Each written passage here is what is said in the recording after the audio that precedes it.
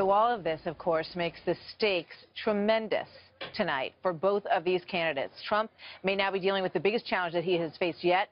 Chris Stirewalt is Fox News digital politics editor and joins me here on Washington University campus in St. Louis. Chris, what does he have to do tonight, and can he save it? Well, first of all, ain't this a hell of an election? I mean, I did not think in my life that I have not lived a good enough life to deserve to get to cover an election this crazy. Well, we know that. That is a clear fact. But lordy day, what does he need to do tonight to get back on track? I think what he needs to do tonight to get back on track is to be humane, kind, gentlemanly, and decent. But how does he dispatch with the elephant in the room? Well, he has to say it. Right off the bat. You got to eat the whole elephant. You got to say, I'm sorry, I was wrong. And remember here, the controversy isn't about him using locker room talk.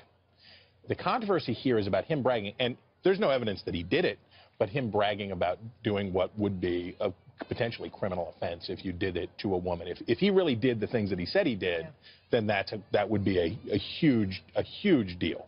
So he needs to apologize for it, he needs to take ownership of it, and then he needs to be kind, he needs to be humane, and he needs to be decent. But the signals that are coming out of Trump and Trump Tower right now are full Monty, accuse Bill Clinton of rape, talk about Huma Abedin, ride this thing all the way down. He should have learned by now that his campaign always gets on better ground when he makes it about the issues. Right. When he talks about the people of America, when he talks about what he wants to do for them, when he talks about the borders, when he talks about jobs, when he talks about regulations in this country, that's where he's on the stronger ground. So if he wastes his time tonight going into territory that's been unsuccessful for him before, can he succeed doing that this time? No. So the mutually assured destruction. Trump has been threatening.